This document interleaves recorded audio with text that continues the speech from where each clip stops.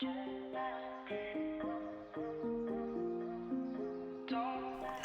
YouTube, what's going on? Today's video is going to be a little bit different. I've got this animation that was submitted to me by my friend Callum Williams, and it's actually a really cool animation. So what I'm going to be doing in this video is I'm going to be critiquing it, giving it some feedback, and just mentioning the things that I would do to take this shot up to the next level.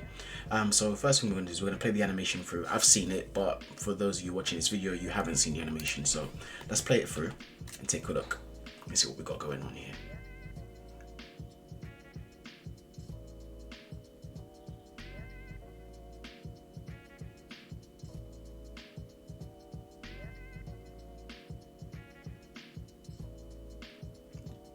Nice.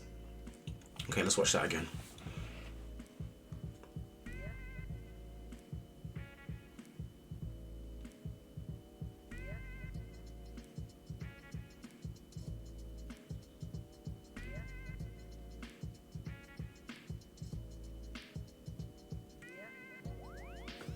Cool.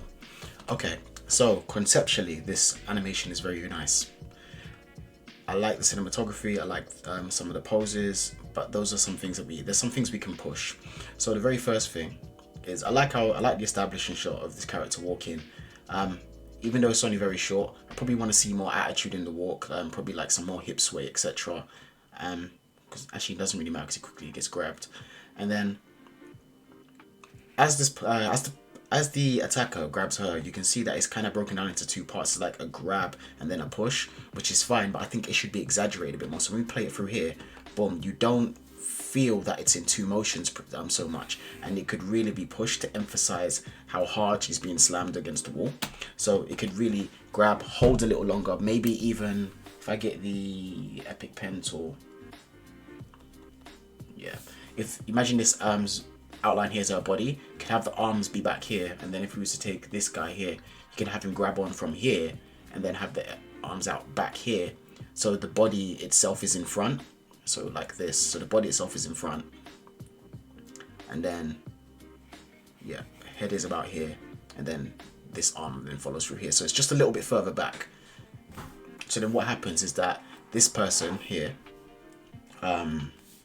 character A, let's call her, and then character B, let's call him, her body hangs back and then pushes forward. So what then ends up happening is that you get a bigger exaggeration on the push, making it feel more impactful. So that's one thing I would do just from the get-go. Let's carry on with the animation. As she slams into the wall, what would be nice is if you see a bigger reaction from her body, because right now, if you go through frame by frame, you can see when it hits the wall that there's not much reaction happening from the body, because being pushed from here this violently, there should be a bigger reaction. What you could do to emphasize the reaction is probably when she hits the wall, have her head then bounce forward a little bit. So where is it? Where's that pencil? So you can have her neck / head just bounce forward ever so slightly. And then the same thing can happen with the arms as well. So it just happens to come forward ever so slightly. And then you can even exaggerate that on the legs as well, where they come outwards a little bit. Basically, the point I'm mentioning is that you want to add some more reaction to the body, and you can do that by exaggerating the amount of follow through. So imagine that the impacts happen to the wall and they bounce backwards here a little bit, and then they're going back into the position that you have them in. So what that'll do is it will sell the impact of this, her being slammed into the wall a little bit more. It's something that will really help a lot with this animation. And then even here, this is nice. The same thing I would do here as well is I would exaggerate how much her body reacts when she's slammed against the wall, because these slams are really hard, and if you throw someone this hard, well, one, they'd probably be killed, but two, there'd be a bigger reaction on the body. Now this uppercut here is nice. I like the way that you've got the body leading first and then the arm follows. I think what could really help it is just a change of pose. So right now the pose goes downwards, and I know why you've done that, so it can go down into the uppercut, but what would be really nice is if we took the pen tool again, just draw over this guy really quickly, and then if we was to have the arm out, actually let me undo that, have the arm out here, up here, So then it creates a nice line of action there, and then that obviously breaks into the holding, because what that then does is a really strong anticipation pose. So the fist will be up here, and then obviously the main body's down here and stuff. So what it does is it creates a nice anticipation pose so that the player, not the player, sorry, the audience immediately reads that this is going to be a punch. Because right now, although it flows nicely, it could read a little better. It could be a little stronger just by changing that pose there. Change the anticipation pose and have it blend into this nicely. The rest of this here is really nice. I even like that you got the little bit of a bounce upwards there. What I would also do, let me get this stuff off the screen, is if you've been punched in the stomach that hard, this person should really be like kind of hunched over. So I would change her body position to be, let me get this, to be more hunched over. So let's say down here, kind of holding her stomach. If you can imagine that those are her arms and her head's like there. So kind of crouched down, holding her stomach because she's been hit really hard. So just the posing would help exaggerate that impact. Let's stretch this back out. Because we get that's what I do as well.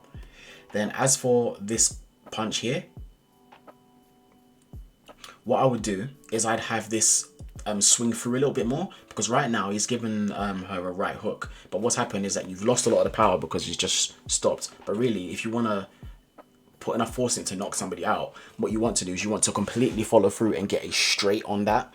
And right now, because of this angle, you're not really reading or seeing that, and here you've got the double effect here. But what you should really want to do is from this point here have a straight. So I can't really draw it from this angle, but basically what you want is you want a straight line basically. So if I was to just draw a straight, you want a straight line here, so then you can see that fist pose there, and then you can even angle that arm upwards a little bit there, just to give it a more menacing and dynamic pose. So it just really feels like he's really followed through the punch, and as if he's punching with intent. Because right now the punch is good, the motion's cool, but feels a little bit lackluster. It could have more impact. And then even here again, where you've got this frame here where he's going in for the big punch and the camera zoomed in, you could do the same thing as I mentioned before, is instead of having the arm go downwards here, again, I would probably add the arm doing the thing I mentioned before where it's upright. So where the arm is doing that, and you can zoom into that there. What I would do is I'd play with having that pose either here or at the place I mentioned in the beginning, because you don't want it to feel a little too repetitive. So, but I would explore the pose here. You could definitely make this anticipation pose feel stronger. So what I would do is, if this was my animation, and I would draw it so that it's like this, the mouth is like here, the eyes are here, but looking that way. So I'm going to draw some pupils here. And then probably have the arm out here. That's an open hand. And then have the body out here like that. Because then what happens, it creates a stronger, more readable pose, so that you know that this person's going for a punch. And then I would keep your same cinematography when it gets to here. Then let me get that off screen for you. And then this part is nice. But what I'd really want to see is that the way that it stopped, I want this arm to follow through a little bit. So basically all it's going to do is the arm is going to go forward and then backwards a little bit. So then what's happened is that the punch has been caught, this arm has absorbed the impact and then is settled back into this position really quickly. It will just make it feel like this character has really caught a punch that had a lot of force behind it. And then what I'd like to see as well, where you got these like kind of dead frames here where the grip is being changed here, instead of that I would add some shaking between these two. So if you look at Dragon Ball Z, for example, you'll see that when they have impacts like this, that the characters, like their fists are shaking against each other, and what that's showing is it's showing a struggle back and forth. You can add that, and then what I'd recommend you do as well is add that on an animation layer. So then what you can do, you can dial up and down the amount of it that you want to see, and you can make the best judgment call for yourself. So that's what I would do as well. I'd add some vibration here to help sell that. And then this part as well, this is the part that I think you could do with the most improvements. So here, what I would like to see is I'd like to see firstly a change of grip. So if you look at my hand on camera here, what I'll do, if I want to twist a hand this way, I change grip and then I'd begin to twist. So then what ends up happening is that the arm, the fist twists first, then the elbow tucks in, and then the body then follows. Because right now, if you look at it, it's all happening at the same time. At the point that this arm twists, this fist is twisting as if there is no resistance with the rest of the body. So what you want to do is you having it look up, have it pulled, have the elbow tuck in first. So let me get my pencil, and so you can see this. So I'd have this elbow tuck in first, so the elbow now points downwards, and you keep in the same hand position here like this.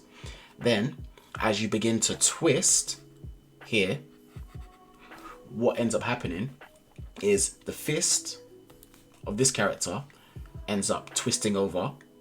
So let me undo that actually and draw it properly so you can see. So imagine this is the fist now and it's being twisted. So if it's like that, you can imagine that the thumb is here. So you can see that all the fingers would be like here. So it's twisted that way, so the palm is facing upwards. And then when that happens, then you would want the elbow to then tuck in and follow through and basically tuck in after the fact. So if you look at myself on screen right now, if this twists, then this tucks in, then my shoulder comes out and the elbow goes into my ribs, and then I start to lean over. It's all happening at the same time. What you want to do is you want to stagger that reaction.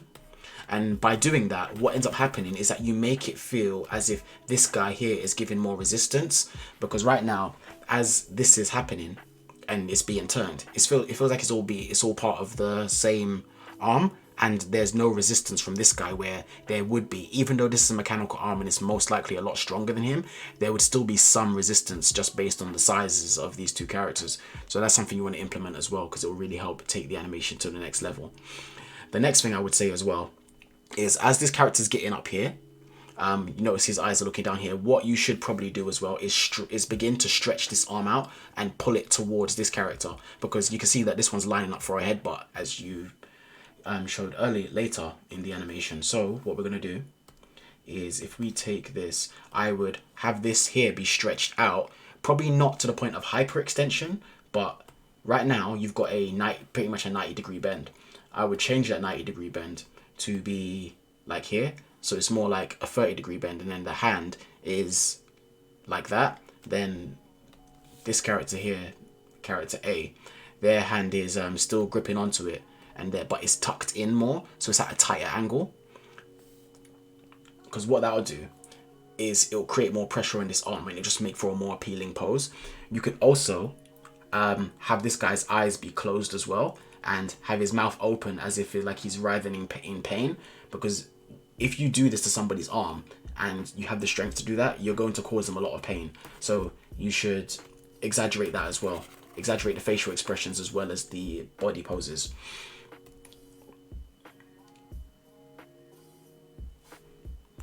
Let me play that through. So yeah, as the headbutt happens here, I like the way that you swung the camera around. Yep. Okay. So the next thing is between here and here, the headbutt is fine. You can keep that.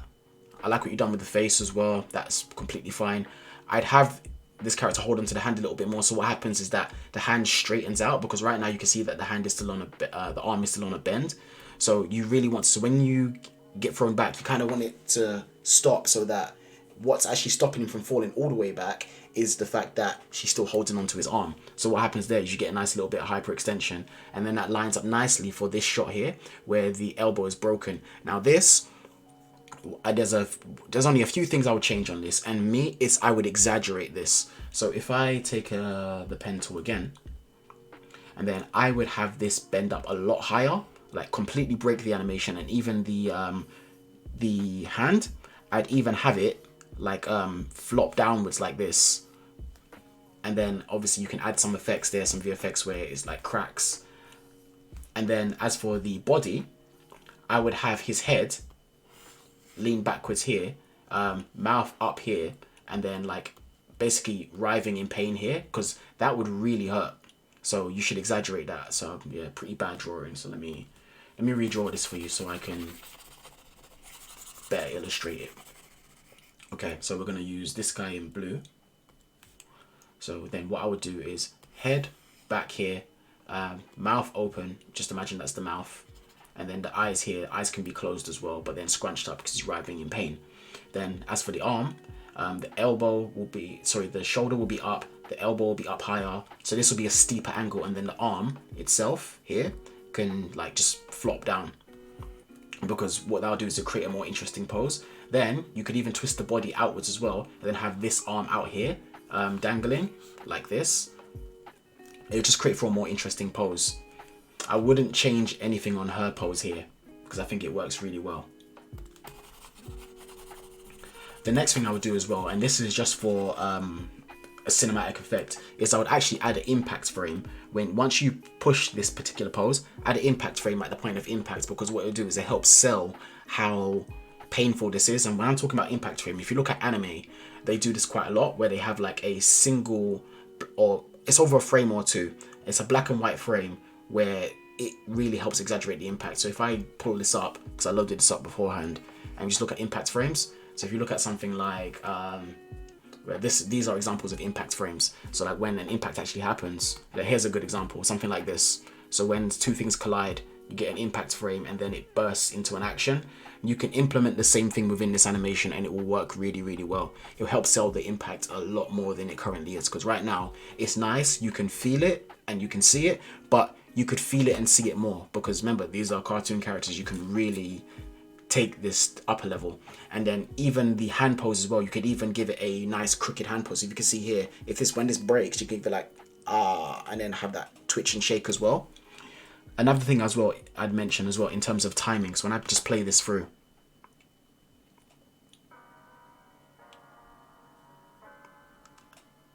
that you could hold that just a little bit longer. So I would say no more than about maybe 10 frames longer. This is nice. I wouldn't change anything there. That's really nice. I like the way that transitions. I think that's actually the best bit of your animation. The way it swings around, you really feel that, and it feels really heavy. This part, you can take this next bit of advice I'm going to give you with a grain of salt. But what I would do is, I like this pose here, but what I would do is I'd keep this camera angle going, and then all up until the point of here where it's about to start swinging around. And then this part here, this camera, I'd cut that out and go straight into here where it's actually being hit. It makes it feel more impactful. And if I cut this up and edit it, you'd be able to see the difference. And if you don't want to go that route, another thing that you could do as well is, if you notice, the punch is going into the camera. Now, if you think, remember, the camera is always the perspective of the viewer, and the way that you position this camera in this particular shot, which is why I would say to remove it, is you've done it as if the audience is now looking through the eyes of the initial attacker, or the guy in this case.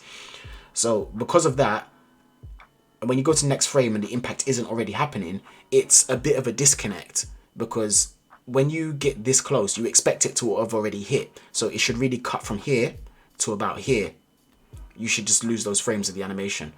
Or actually, wait, about there. So yeah, it should really cut from like there, there to about there. It should cut straight into the point where it's already touching his skin. And that's what I would do. The rest of this animation, I like the slow-mo. It's really nice. But then what I would do is I would try to get a straight arm in here, because actually, no, it's fine. You've got that going on here. I'd probably have it get a little bit straighter and really push into his face. So I'd probably do something like, let me get this pen tool again. Let's go yellow. So say that's a shoulder, straight elbow, straight fist, right into his face. You can make it push his face a little bit more. You can leave that pose there. This pose here, I would probably have it, I'm just going to draw it like really badly, like anime style. Like, imagine those are teeth, and then you're going to keep this part the same really.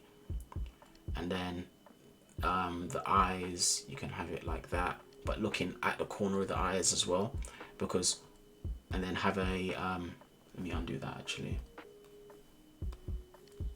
then have it like a really angry looking, because what that will do is it'll just create a more appealing face pose. I should probably draw over this properly so you can get a gist of what I'm talking about, because that doesn't really demonstrate what I mean. So let me do this.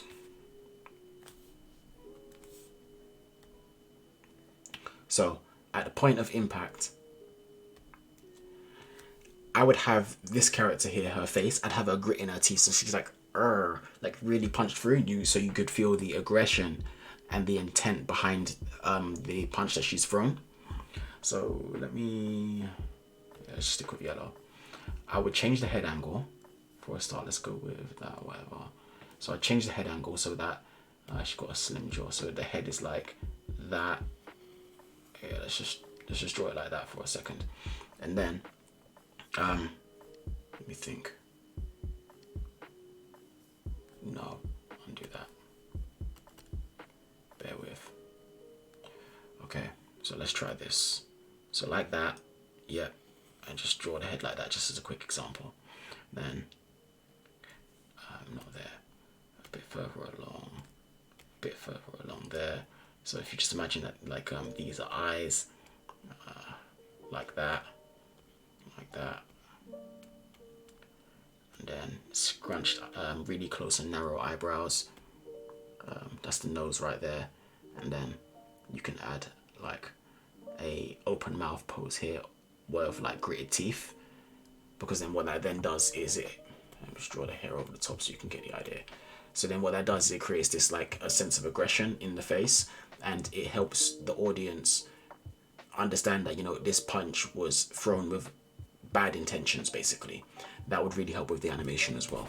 But overall, I think you've done a fantastic shot. I like the way it ends as well. I guess you could have some more secondary motion in the hair as well. Just have that flow a little bit more. But that, I do like it. It's quite nice. If it wasn't a mechanical arm, what I would have done is I would have added, as she does that, I would have loosened the fingers and added a little shake and then gone back into that pose. But I don't think that's necessary because it's a mechanical arm. But I would add some more secondary motion on the hair as well, make that feel a little bit looser. But overall, when I look at this animation, I like it. I like it a lot. There's a lot of good in this animation, but I just think that if you take these notes, it will take it up another level.